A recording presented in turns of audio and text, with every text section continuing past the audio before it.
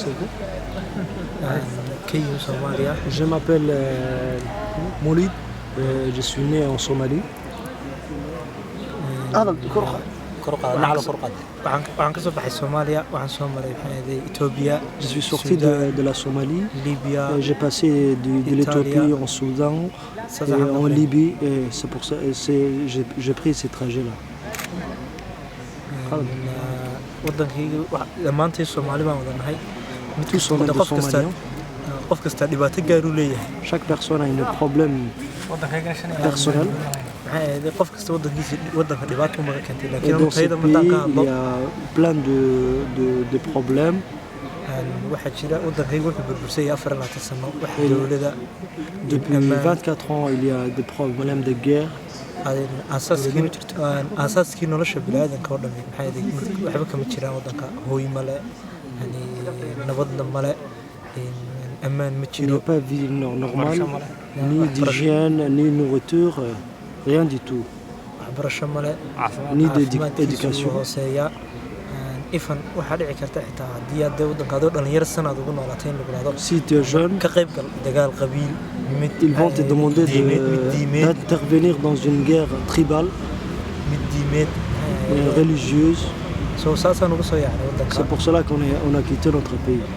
magacaygu waa Je m'appelle nuur Nour, yuusuf Nour Suleiman Youssouf. Soomaaliya. Je suis venu de la Somalie. waxaan soo maray J'ai passé Ethiopia, Éthiopie, Soudan, Soudan, Libya. Libye.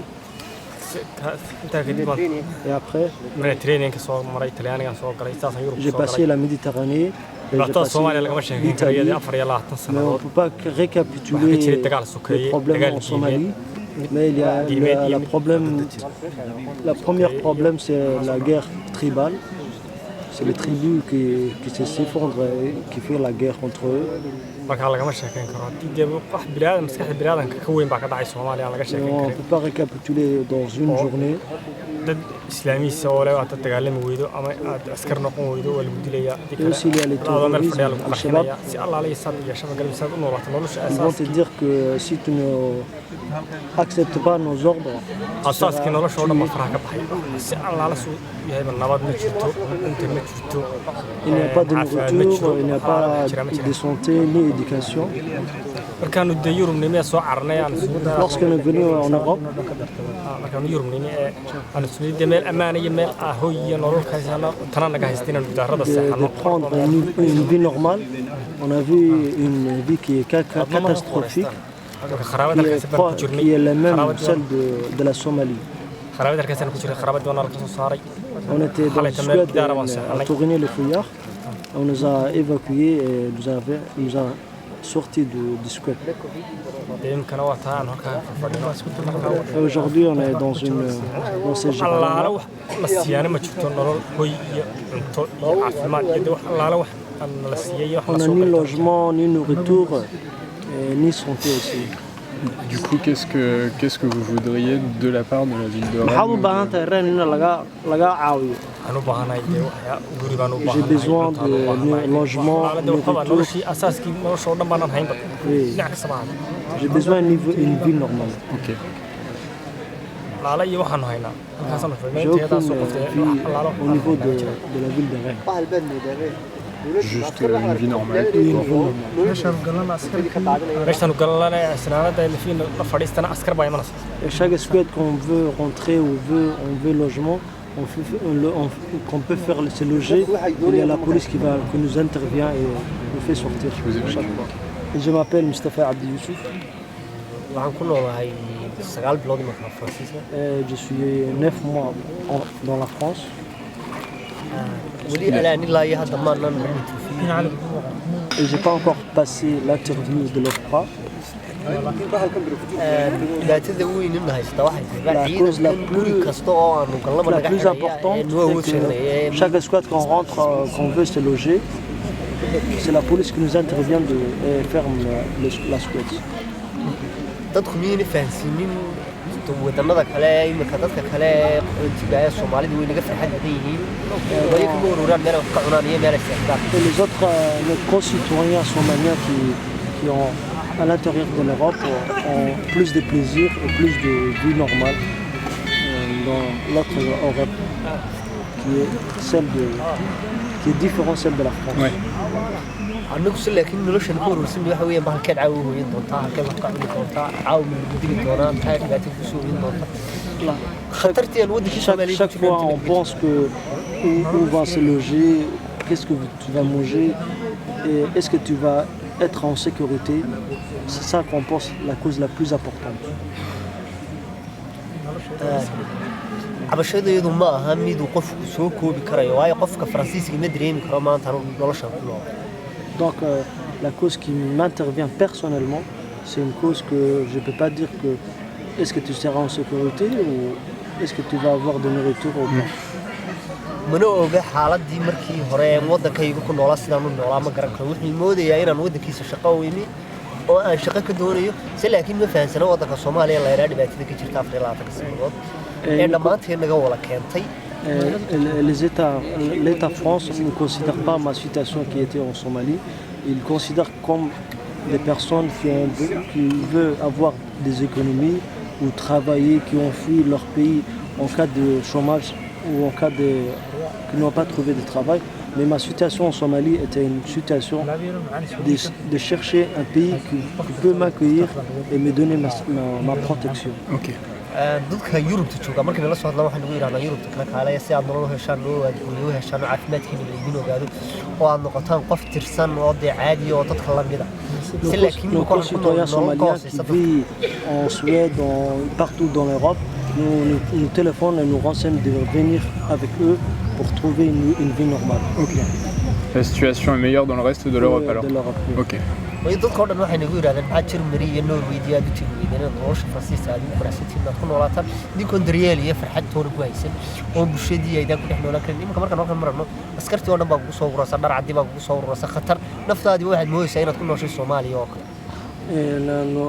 Lorsqu'on vit en ville de Rennes, chaque fois je ne vis pas, comment dirais-je, je ne suis pas surpris et je n'ai pas de plaisir au niveau de Rennes, parce que lorsque je pars le matin pour manger ou pour trouver où je peux manger, c'est l'office policier judiciaire. L'officier de police judiciaire, ouais. Oui, c'est ça. Ouais. Qui m'attrape et chaque matin il m'interroge. Et je ne suis pas fier qu'il m'interroge. Et c'est la police chaque fois qui me demande mon titre de séjour. Ok. Et je pense que je suis toujours en Somalie. Comment dirais-je, les Somaliens, chaque fois, c'est nous qui on est séparés par les autres tribus Ok. et les autres nationalités. C'est chaque fois l'office, comment dirais-je, OBJ. L'OPJ, ouais, l'officier de police judiciaire. Qui nous interroge chaque fois. Et aussi la police qui nous intervient, qui nous interroge chaque fois. Et chaque soir, on est dans une enquête.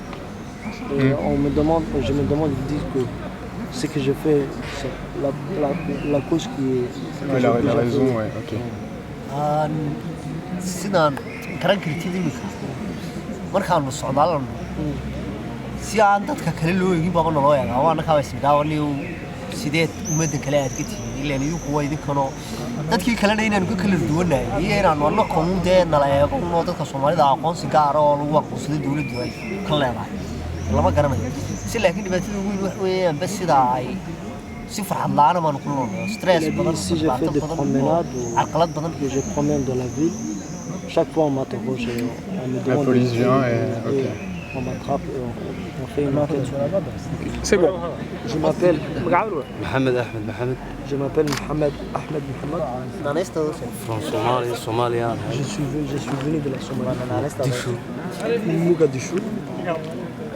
waxaan imi mar waxaan wadanka Faransiiska la yiraahdo anigu khaasatan waa jeclaan jiray Lorsque j'étais en enfance, j'aimais la France.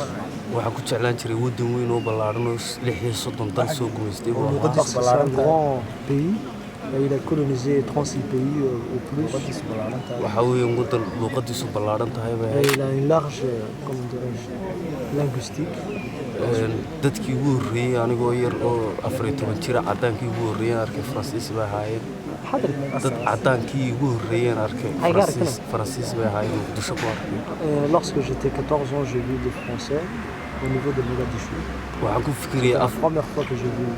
waxaan ku fikiriyay 14 sannadood sidaan faransiiska ku iman lahaa 14 ans, j'ai pensé venir en France. si ay noqotoba waan imid Comme cas, je suis venu en France maintenant.